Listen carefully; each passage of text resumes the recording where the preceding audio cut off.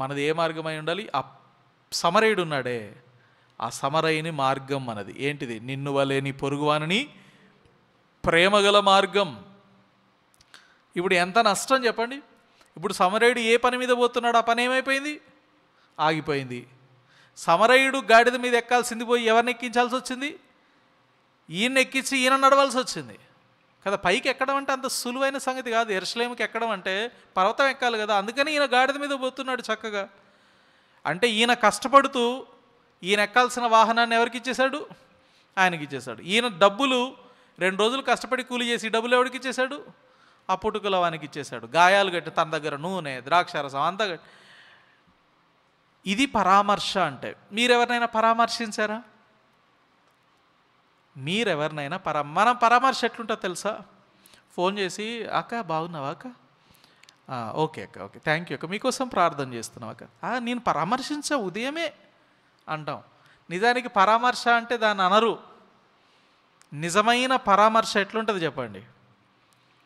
దగ్గరికి వచ్చి చూచి జాలిపడి ఏం చేయాలా? తను పడిన చోటికి వచ్చినాడు, చూచి దగ్గరికి వచ్చి జాలిపడి నూనెతో ద్రాక్షారసంతో అతని గాయములు కట్టి మళ్ళీ ఇంకా గాడిద మీద ఎక్కించుకొని పూటకుల వాని ఇంటికి తీసుకుపోయి ఒక రోజంతా ఉండి మరునాడికి, మరి నేను వెళ్ళే పని ఉంది, నేను చాలా పనిలో ఉన్నాను, డబ్బులైతే ఇస్తాను, నువ్వు చూసుకో అని చెప్పి ఇంకొకరికి బాధ్యత అప్పగించి పరామర్శించమని వాళ్ళకి చెప్పి అక్కడి నుంచి వెళ్ళిపోయినాడు. అది పరామర్శకు అర్థం. అది పొరుగువారిని ప్రేమించడం అంటే, జాలి పడడం అంటే. అది దైవికమైన మార్గం. మనం భక్తిహీనుల మార్గంలోనో భక్తి మార్గంలో ఉన్నామా? నిజమైన భక్తి, నిష్కలంకమైన భక్తి ఏమనగా అని యేసుప్రభువు వారు చెప్పాడా? ఏంటిది నిజమైన భక్తి, నిష్కలంకమైన భక్తి అంటే ఏది? యాకోబు పత్రికలో ఆ మాట ఉంది. చదువుదాం ఒకసారి. జేమ్స్ చాప్టర్ 1, యాకోబు రాసిన పత్రిక 1వ అధ్యాయం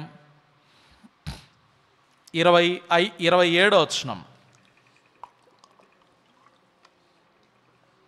జేమ్స్ 1:27. పై వచనం చదువుదామా? ఇంకా అసలు పై వచనాలు ఇంకా చాలా బాగుంటాయి. 26. ఎవడైనను నోటికి కళ్ళెం పెట్టుకొనక తన హృదయంను మోసపరుచుకొనుచు భక్తి గలవాడనని అనుకుని ఎడల వాని భక్తి వ్యర్థమే. ఈ టాపిక్ గురించి నేను ఇప్పుడు చెప్పను, దాన్ని ఏదో ఒక టైంలో ఒక సందర్భంలో మనం చెప్పుకుందాం. వాని భక్తి ఏంటిదంటే చెప్పండి? వ్యర్థం. తర్వాత భక్తి అంటే ఏంటో చెప్తున్నాడు. 27. తండ్రి అయిన దేవుని ఎదుట పవిత్రమును నిష్కలంకమునైన భక్తి ఏదనగా, చదవండి ఏంటిది?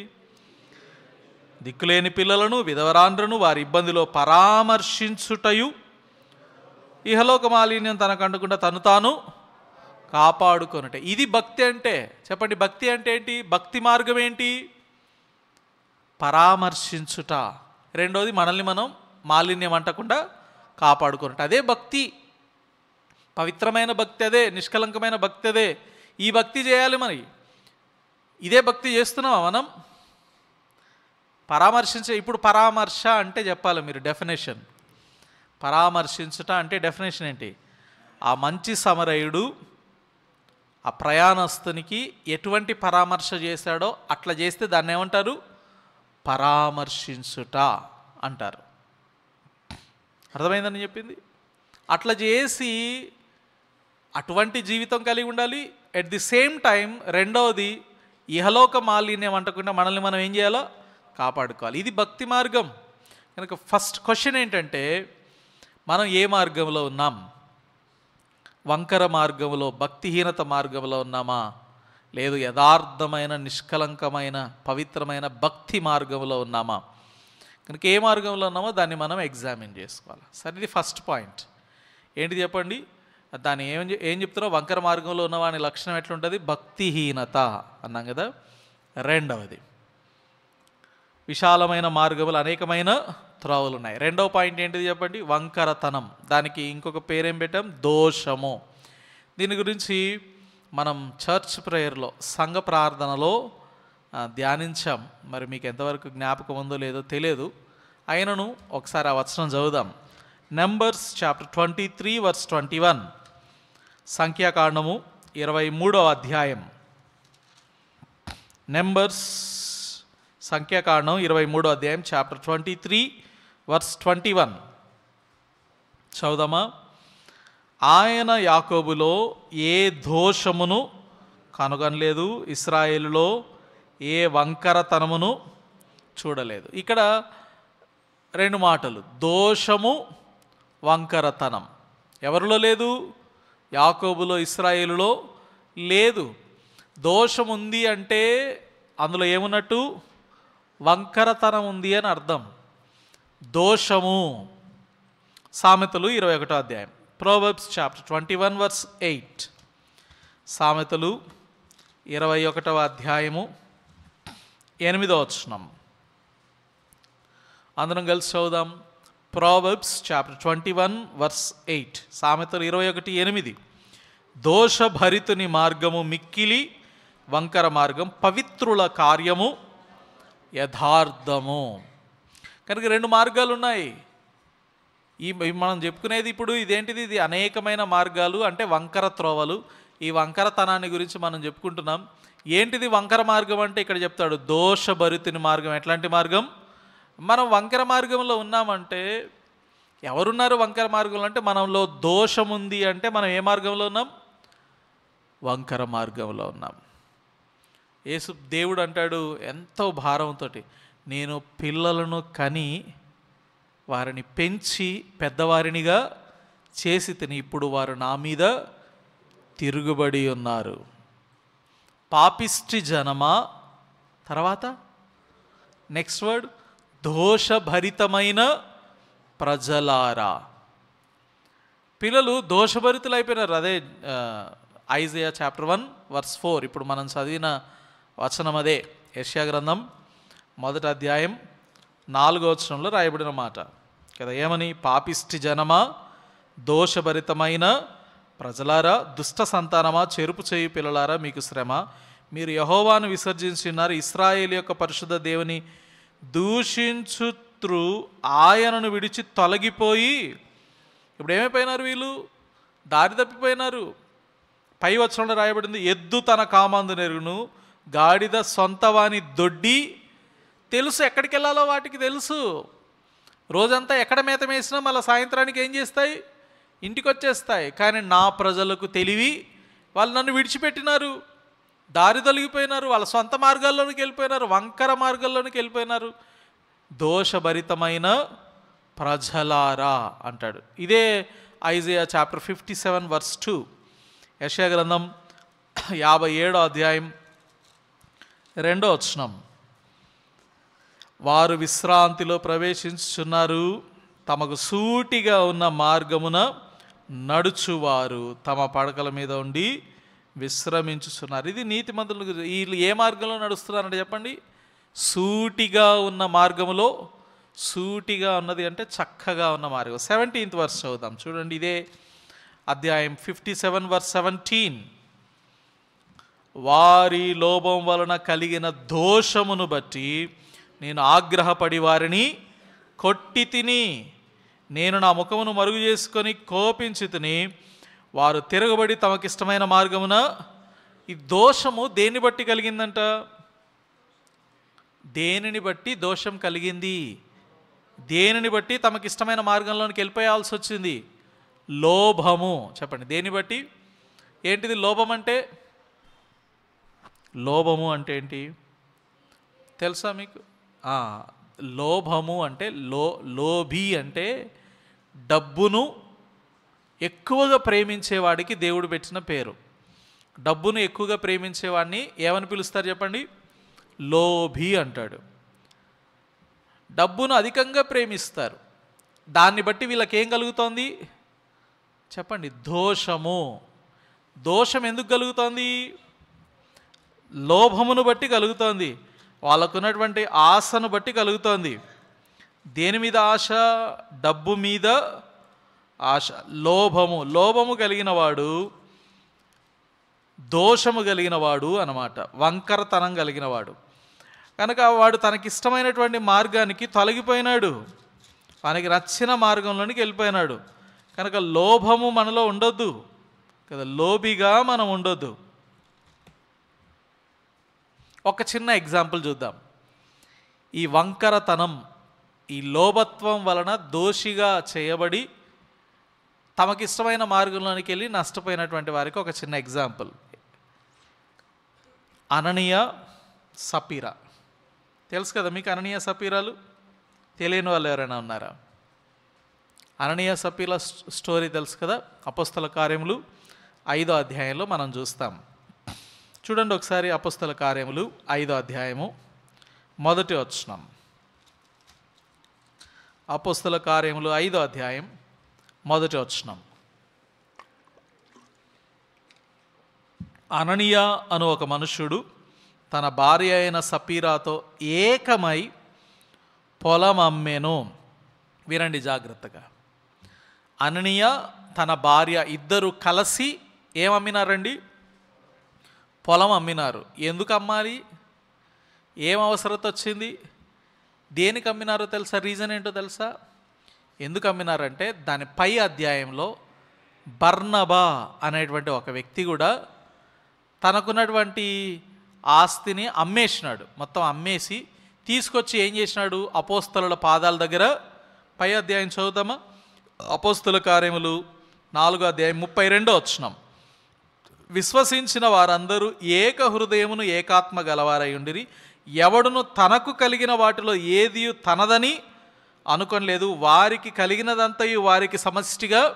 అదండి, ఆ దినాల్లో ఉన్న వాళ్ళు విశ్వాసులు ఏం చేసినారంటే తమకున్నదంతా తమది అనుకోలే, దాన్ని సమిష్టిగా పంచుకున్నారు. ఎట్లా పంచుకున్నారు? సమిష్టిగా పంచుకున్నారు. ఆ తర్వాత వచనంలో రాయబడింది, చూడండి 34 వచనం. భూములైనను ఇండ్లైనను కలిగిన వారందరూ వాటిని, చదవాలి, అమ్మిన వాటి వెలదెచ్చి అపోస్తలుల పాదముల యొద్ద పెట్టుచూ వచ్చిరి. ఎంత అద్భుతం! వాళ్ళకు భూములున్నా, పొలాలున్నా, ఇండ్లున్నా అన్నిటి అమ్మేస్తున్నారు. తెచ్చేసి ఎవరి పాదాల దగ్గర పెట్టేస్తున్నారు? అపోస్తలుల పాదాల దగ్గర పెట్టేస్తున్నారు. 36 వచనం. కుప్రలో పుట్టిన లేవీయుడగు యోసేపు అను ఒకడుండెను. ఇతనికి అపోస్తలులు హెచ్చరిక పుత్రుడు అను అర్థమిచ్చు బర్నబా అను పేరు పెట్టి ఉండిరి. చదవండి. ఇతడు భూమి గలవాడై ఉండి దానిని అమ్మి దాని వెల తెచ్చి అపోస్తలుల పాదముల యొద్ద. ఇవన్నీ ఎవరు చూస్తున్నారు? వీళ్ళిద్దరు చూస్తున్నారు. ఎవరిద్దరు? అననీయ, సపీరా. ఏం చూస్తున్నారు? అరే, ఇద్దరు మాట్లాడుకుంటున్నారు కూడా. ఏమండి, అందరు అమ్మి పెడుతున్నారు, మనకి పొలాలు ఉన్నాయి కదండి, మనమేమో ఇట్లనే ఉంటున్నాం కదండి అంటే అననీయ అన్నాడు, మరి ఏం చేద్దాం, మనం కూడా అమ్ముదామండి. వాళ్ళిద్దరూ కలిసి ఏకమై ఏం చేసినారు? మొత్తానికి పొలం అమ్మేసినారు, డబ్బులు వచ్చినాయి కదా. 2వ వచనం, 5th చాప్టర్ 2nd వర్స్. ఇప్పుడు నిజానికి వీళ్ళకి ఇన్స్పిరేషన్ ఎవరు? బర్నబా. ఇతరులు ముందున్నటువంటి వాళ్ళు అదే పని చేస్తున్నారు కనుక వీళ్ళు కూడా అట్లనే చేద్దాం అనుకున్నారు. Very good. 2nd వర్స్, 2వ వచనం. భార్య ఎరుకనే అంటే భార్యకు తెలిసే ఈ అననీయ ఏం చేశాడంటే వాడు తన వెలలో కొంత దాచుకొని, ఆ బొమ్మలో కనబడుతుంది.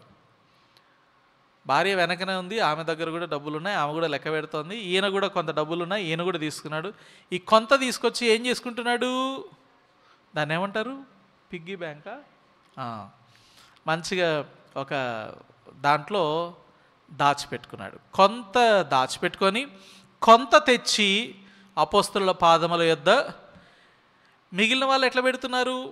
వాళ్ళకు కలిగినదంతా అమ్మి అపోస్తలుల పాదం దగ్గర పెడుతుంటే అందరు అట్లనే పెడుతున్నారు. ఈయన మాత్రం ఎట్లా పెడుతున్నాడు? కొంత దాచుకొని కొంత తెచ్చి అపోస్తలుల పాదముల దగ్గర పెట్టినాడు. ఇది తప్పా కరెక్టా? ఇది తప్పా కరెక్టా? అట్లా చేయొచ్చా చేయకూడదా? చేయొచ్చు. అది వాళ్ళదే కదా. పొలం ఎవరిది? పొలం వాళ్ళదే. డబ్బులు ఎవరివి? డబ్బులు వాళ్ళవే. వాళ్ళ కోసం కొంచెం పెట్టుకొని కొంచెం అపోస్తలుల దగ్గర పెట్టినారు. అదేముంది, దాంట్లో తప్పేముంది? అందులో తప్పేం లేదు. కానీ తప్పు ఎక్కడుందో తెలుసా? బయటికి చూపించడానికి మాత్రమే. ఇంతకే అమ్మినారా? ఎస్, ఇంతకే. మీరేం ఏం దాచిపెట్టుకోలేదు. మాకున్నదంతా అంటే లోపల దాచిపెట్టుకొని బయటికేమో ఎట్లా ఎక్స్పోజ్ అవుతుంది? మాకున్నదంతా అమ్మి తీసుకొచ్చి అందరితో పాటు మేము కూడా పెడుతున్నాం. అంటే అందరితో పాటు కూడా మేము కూడా ఇచ్చినామని చూపించుకోవడానికి. దీన్ని ఏమంటారో తెలుసా? ఇదే దోషం, లోభము అంటారు. దీన్ని ఏమంటారు? లోభం. మొత్తం ఇచ్చినా పర్వాలేదు, నువ్వు అసలు ఇవ్వకపోయినా పర్వాలేదు. నేను ఎవడు అడిగినాడు నీ పొలమమ్మి? నేను పౌలు అడిగినాడు, అపోస్తలుడైన పౌలు అడిగినాడా, లేకపోతే పేతురు? పౌలు లేడు అప్పటికి. పేతురు అడిగినాడా, యోహాను అడిగినాడా, ఏ శిష్యులు అడిగినాడు? ఆ బర్నబా చెప్పినాడా ఏమన్నా నేను మొత్తం అమ్మి తెచ్చినా మీరు కూడా దేయండి అని అన్నాడా ఏమన్నా? ఏమనలేదు. కానీ నిన్ను ఎవరు తెమ్మన్నారు? నిన్ను ఎవరు అమ్మమన్నారు? అమ్మితే అమ్మినావు, కొంత ఉంచుకుంటే ఉంచుకున్నావు, కొంత తెస్తే తెచ్చినావు. కానీ 3rd verse 3వ వచనం చదువుదాం. ఇక పేతురు, ఇప్పుడు పేతురు దగ్గరకు వచ్చినాయి డబ్బులు. పేతురు చేతిలో మూట ఉంది, కాయిన్స్. పేతురు అననీయతో అడుగుతున్నాడు. ఏమని అడుగుతున్నాడు అననీయతోటి? అననీయ, నీ భూమి వెలలో కొంత దాచుకొని పరిశుద్ధాత్మను మోసపుచ్చుటకు సాతాను ఎందుకు నీ హృదయమును ప్రేరేపించను? పేతురుకి అర్థమైంది, సాతాను అననీయ హృదయాన్ని ప్రేరేపించింది. దేని కొరకు ప్రేరేపించింది? దాచుకోవడానికి ప్రేరేపించింది. పరిశుద్ధాత్మను మోసపుచ్చుతున్నాడంట. పరిశుద్ధాత్మను మోసపుచ్చడం సాధ్యమా? లోభత్వం కలిగిన వాడు ఎవరినైనా ఏం చేస్తాడు? పరిశుద్ధాత్మనే మోసపుచ్చుతుంటే నిన్ను నన్ను మోసపుచ్చడం పెద్ద విషయమా? మనల్ని ముంచడం పెద్ద విషయం కాదు, మనల్ని చాలా సింపుల్గా ముంచేస్తారు. మనం మోసపోవడం పెద్ద విషయమేమి? అరే పరిశుద్ధాత్మనే మోసపుచ్చుతున్నారు, ఎంత వేషధారణ! దేవునికి తెలుసా తెలియదా ఈ సంగతులన్నీ? ఈ సంగతులన్నీ ఎవరికి తెలుసు? దేవునికి తెలుసు. ఆ మాట అన్న తర్వాత 4వ వచనం 4th verse, అది నీ యొద్ద ఉన్నప్పుడు నీదే కదా, అమ్మిన పిమ్మట నీ వశమై ఉండలేదా? ఎందుకు ఈ సంగతి నీ హృదయంలో ఉద్దేశించున్నావు? నీవు మనుషులతో కాదు దేవునితోనే. ఇది దోషం. మనుషులతో అబద్ధమాడిన సంగతి గురించి ప్రభు చెప్పట్లేదు. ఎవరితో అబద్ధమాడుతున్నాడు? బాగా గుర్తుపెట్టుకోండి, దేవునికి సంబంధించిన కార్యాలు, దైవికమైన విషయాలు, మందిర సంబంధమైనవి కానీ ఆత్మ సంబంధమైనవి కానీ ఏ విషయంలోనైనా మనం ఏదైనా పొరపాటు చేస్తున్నామంటే మనుషులతో అబద్ధమాడుతున్నామని కాదు. నేరుగా ఎవరితో అబద్ధమాడుతున్నాం? మనం దేవునితో. ఇక్కడ మనుషుల్ని మోసం చేస్తున్నామని కాదు. మనం ఎవరిని మోసపుచ్చుతున్నాం? పరిశుద్ధాత్మనే దేవునికి తెలుసు, దేవునికి అన్నీ తెలుసు. మనం ఏం చేస్తున్నామో, మన క్రియలు, మన ప్రవర్తన అంతా దేవునికి తెలుసు. అందరికీ తెలియకపోవచ్చు. పేతురు దాన్ని బయట పెట్టినాడు. ఎప్పుడైతే పేతురు ఆ మాట మన అననీయతో అన్నాడో, అన్న వెంటనే ఏమైపోయింది చెప్పండి? 5th verse, అననీయ ఈ మాటలు వినుచునే పడి ప్రాణం, అంతే పడిపోయినాడు అక్కడ, అంతే ఫినిష్, ప్రాణం పోయింది. పేతురు, నీవు పరిశుద్ధాత్మను మోసపుచ్చుతావా? నీవు దేవునితో అబద్ధం ఆడతావా? నీదే కదా, కొంత ఎందుకు దాచుకున్నావు? ఎందుకు మోసం చేస్తున్నావు? ఎందుకు అబద్ధం ఆడుతున్నావు? అక్కడే పడి ప్రాణం విడిచినాడు. ఈయన ఇట్లా చేసే సంగతి సపీరమ్మకి తెలుసా తెలియదా? తెలుసా తెలియదా? ఈయన మోసం చేస్తున్న సంగతి తెలుసా తెలియదా? ఈయన అబద్ధం ఆడుతున్న సంగతి తెలుసా తెలియదా? కొంత దాచుకున్న సంగతి తెలుసా తెలియదా? అన్నీ తెలుసు, కానీ ఈయన చచ్చిపోయిన సంగతి తెలియదు. ఈయన తీసుకుపోయినారు, ఆమెకి చెప్పకుండానే తీసుకుపోయినారు. ఫ్యూనరల్ అయిపోయింది. ఈమెమో, అరే నేను మంచిగా డబ్బులన్నీ దాచిపెట్టినాము, ఈ డబ్బులతోటి మంచిగా అమ్మితే మరి ఈరోజు ఫెస్టివల్ అందరికీ లేదు, వీళ్ళ ఇంట్లో మంచి పండగ, భోజనం చల్లారిపోతుంది, ఇంకా ఈయన రాలేదు అని చెప్పి ఏమనుకుందో ఏమో, ఏం తెలియకుండా డైరెక్ట్గా ఎక్కడికి వచ్చేసింది? అపోస్తలుల దగ్గరికి, పేతురు దగ్గరికి వచ్చేసింది. ఎవరు? సపీరమ్మ. మీరు ఆ సపీరమ్మ ముఖం చూస్తే ఆ ముఖంలో చాలా కళ కనిపిస్తుంది మీకు, నవ్వుగా. అంటే ఎంత ఘనకార్యం చేశామో తెలుసా మేము దేవుని కోసం. మా పొలం అమ్మి డబ్బులు తీసుకొచ్చి ఇస్తే బర్నబాకి ఎంత గౌరవం, రెస్పెక్ట్ దొరికిందో మాకు కూడా అంత రెస్పెక్ట్ దొరుకుతుంది. మమ్మల్ని కూడా అందరూ ఎంత చక్కగా ట్రీట్ చేస్తారు, మాకున్నదంతా ఇచ్చేసాం కదా, ఎంత హ్యాపీగా చూస్తారో అనుకుందాం. వచ్చి పేతురుతో చూడండి ఎట్లా మాట్లాడుతుంది. ఆ ఫేస్లో మీకేం కనిపిస్తుంది? సపీరమ్మ ఫేస్లో మంచి నవ్వు, గ్లో కనబడుతోంది. హృదయంలో ఉన్న సంగతి దేవునికి తెలుసు, ఇప్పుడు ఈ పేతురుకు కూడా తెలుసు. సపీరమ్మ రాగానే 7వ వచనం, ఇంచుమించు 3 గంటల సేపటికి వాని భార్య జరిగినది ఎరుగక లోపలికి వచ్చాను. అప్పుడు పేతురు, మీరు ఆ భూమిని ఇంతకే అమ్మితిరా, నాతో చెప్పుము అని ఆమెను అడిగాను. అందుకు ఆమె, అవును. అబ్బా, అది కూడా నవ్వుకుంటూ చెప్తుంది తల్లి, స్మైలీ ఫేస్ తోటి చాలా హ్యాపీగా చెప్తుంది. ఎస్ అన్నా, మాకున్నదంతా అమ్మిందంతా తెచ్చేసి మీకే ఇచ్చేసామన్నా, ఇంతకే అమ్మేసినామన్నా, పొలం ఆ డబ్బులన్నీ మీ పాదముల దగ్గర పెట్టినామన్నా నవ్వుతూ చెప్తోంది. అప్పుడు పేతురు పలికిన మాట, ఇందాకటి ఫేస్ ఇప్పుడు ఫేస్ చాలా చేంజ్ అయిపోయిందండి కదా. పేతురు ఒక మాట అనగానే ఆమె ముఖం మారిపోయింది. ఏమన్నాడు చెప్పండి? ప్రభు యొక్క ఆత్మను శోధించుటకు మీరెందుకు ఏకీభవించుతారు. ఇక్కడ 3 మాటలు ఉన్నాయి, బాగా గుర్తుపెట్టుకోండి. ఒకటి, పరిశుద్ధాత్మను మోసపుచ్చుట. రెండవది, దేవునితో అబద్ధం ఆడుట. మూడవది, ప్రభు యొక్క ఆత్మను శోధించుట. అబ్బా, ఎవరితో చెలగాటం ఆడుతున్నారు? ఎవరితో చెలగాటం? ఇది మనుషులతోనా? మనుషులతో కాదు, బీ కేర్ఫుల్. ఇది దేవునితో చెలగాటం. దేవునితో ఆటలాడొద్దు. పరిశుద్ధాత్మను మోసపుచ్చుతున్నారు, దేవుని ఎదుట అబద్ధం ఆడుతున్నారు, ప్రభు యొక్క ఆత్మను శోధిస్తున్నారు. ఒక్కటే మాట, స్ట్రైట్ ఫార్వర్డ్ మాట అన్నాడు, నీ భర్తను పాతిపెట్టిన వారి పాదములు ఎక్కడున్నాయి? వాడు చూపిస్తున్నాడు.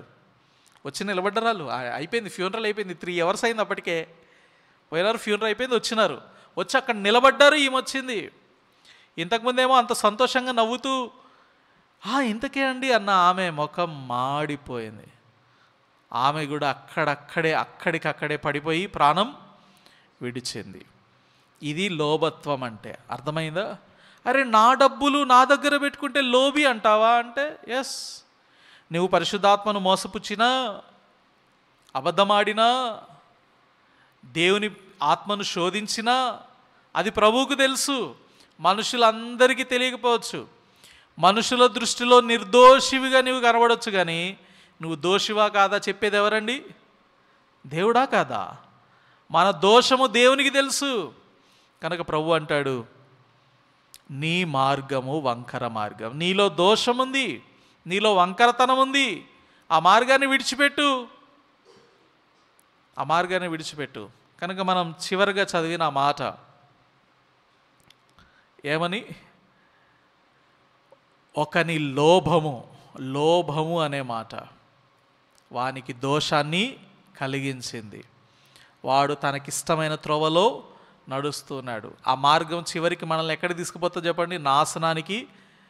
ఈ దినాల్లో దేవుడు తన కోపము అంత హఠాత్తుగా చూపించట్లే. ఒకవేళ అక్కడికక్కడే పడి ప్రాణం విడిచేటట్టయితే భయం వచ్చేదేమో పాపం కదా. విన్నవాళ్ళు, అరే మా డబ్బులే కదా, మేము ఉంచుకుంటే తప్పే ఉంది. నువ్వు ఉంచుకుంటే తప్పేం లేదు, కానీ స్పష్టంగా చెప్పాలి కదా. అన్న, మా కోసం మేము ఏం చేసుకున్నాం, కొంత దాచుకున్నాం, మిగిలింది మీ పాదాల దగ్గర పెడుతున్నాం, మా భవిష్యత్తు కోసం, మా పిల్లల భవిష్యత్తు కోసం చెప్పొచ్చు కదా. ఎవడొద్దన్నాడు? అది నీదే కదా. మోసం చేయడం ఎందుకు, అబద్ధం ఆడడం ఎందుకు? అక్కడ పొరపాటు జరిగింది. కనుక ఇది వంకరతనం. ఇది దేని గురించి తెలియజేస్తోంది? వంకరతనాన్ని గురించి తెలియజేస్తుంది. చెప్పండి, మొదటిది ఏంటిది? భక్తిహీనత. రెండవది దోషం. అది దేని వలన కలిగిన దోషం? లోభమును బట్టి కలిగిన దోషం.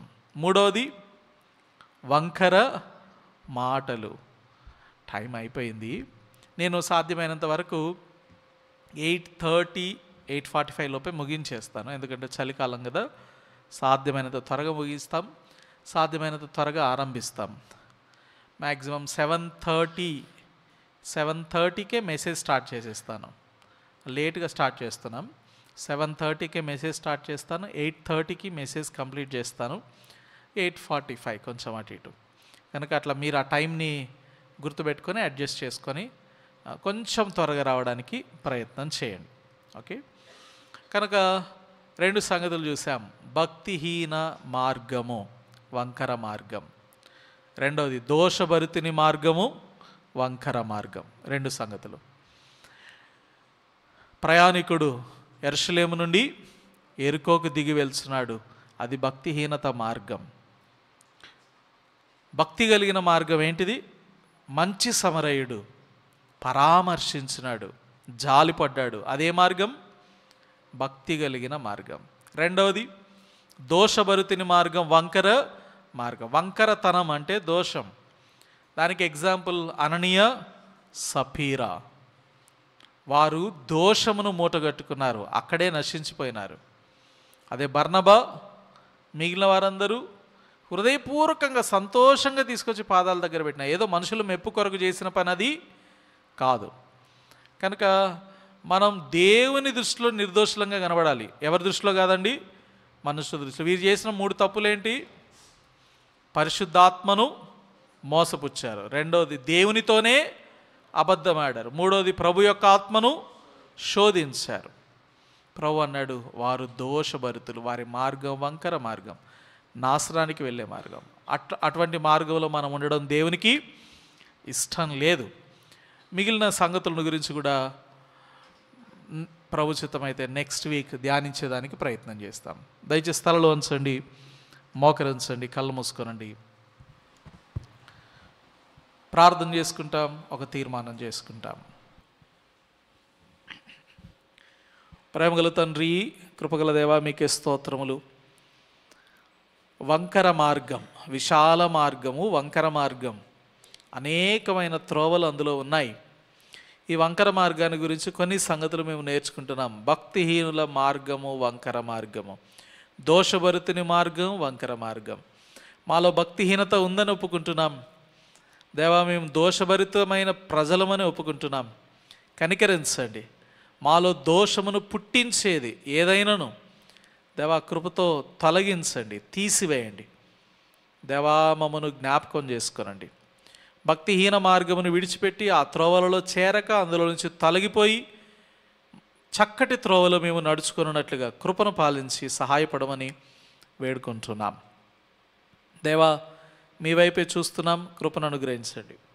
మీ మార్గంలోనే నడుచుటకు మాకు నేర్పించండి. మార్గంలో నుంచి తొలగిపోకుండగా మాతో మాట్లాడండి. దేవా, మేము చక్కటి త్రోవలో నడుచుకున్నట్లు మమ్మల్ని నడిపించమని వేడుకుంటున్నాం. నీ సన్నిధిని ప్రేమించి చేరి వచ్చినటువంటి ప్రియులందరిని బట్టి వందనాలు. వారి హృదయాల్లో మీ వాక్యమును ముద్రించండి, వారిని బలపరచండి, స్థిరపరచండి.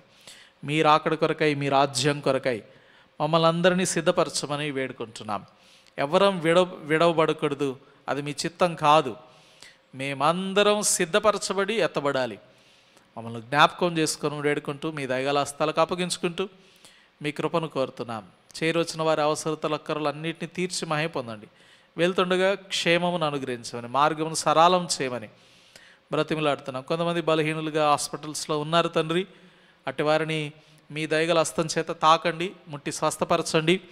దేవా, మంచి ఆరోగ్యం దయచేయండి. ఈ దినం, రేపటి దినం దేవా, గిద్దలూరులో జరుగుతున్నటువంటి పరిచర్య కొరకై విద్యాధార నిలియుండగా మీరే బలపరిచి అభిషేకించి వాడుకోనండి. న్యూజిలాండ్లో థామస్ పాలన నిలబడుతుండగా తనను కూడా ఆ ప్రాంతాల్లో అభిషేకించి వాడుకోనండి. మా ప్రియ తండ్రి, గత పరిచర్యలో సహాయపడ్డారు, ముందున్న పరిచర్యలో కూడా కృపను అనుగ్రహించండి. దేవా, ఈ దినాన బైబిల్ స్టడీ నిమిత్తమై దేవా నరేష్ అన్న త్రివేణి నగర్లోను, రవిప్రసాద్ అన్న జిఎస్ఐ నాగోల్లోను, ఇంకా కొంతమంది సహోదరులు ఆయా ప్రాంతాలలో పరిచర్య చేస్తుండగా మీరే జ్ఞాపకం చేసుకోండి, వారిని అభిషేకించి వాడుకోనండి. దేవా, మా ప్రియులు రవికుమార్ బ్రదర్ కొరకు ప్రార్థన చేస్తున్నాం. తన బీపీ, తన ఆరోగ్యము స్టేబుల్గా ఉండడానికి మీరే కృపను అనుగ్రహించండి, సహాయపడండి. సహోదరుడు డేవిడ్ కొరకు ప్రార్థన చేస్తున్నాం, బ్లీడింగ్ అవుతోంది. తనను కృపతో ముట్టి స్వస్థపరిచి మంచి ఆరోగ్యం దయచేయమని వేడుకుంటున్నాం. కీర్తికి కూడా సంపూర్ణ ఆరోగ్యం దయచేయమని వేడుకుంటున్నాం. దేవ, ఈ రీతిగా ఎవరెవరైతే బలహీనులుగా అనారోగ్యంతో ఉన్నారో అట్టి వారిని మీ దయగల హస్తం చేత తాకండి, ముట్టండి, స్వస్థపరచండి, మంచి ఆరోగ్యం దయచేయండి. మీరు అక్కడి కొరకే మమ్మల్ని సిద్ధపరచమని బ్రతిమలాడుతూ చేసిన మేలు ఉపకారములన్నింటి బట్టి స్తుతిస్తూ త్వరలో రానైన యేసుక్రీస్తు ప్రభువారి ఘనమైన నామం పేరిట స్తుతించి ప్రార్థించి వినయముతో అడిగి వేడుకొంచున్నాము తండ్రి, ఆమెన్. మన తండ్రి అయిన దేవుని ప్రేమయు ప్రభువైన యేసుక్రీస్తు వారి కృపయు పరిశుద్ధాత్మ దేవుని యొక్క అన్యోన్య సహవాసం ఇక్కడ చేరిన మనకును సకల పరిశుద్ధులకును సదాకాలము తోడైండును గాక. ఆమెన్.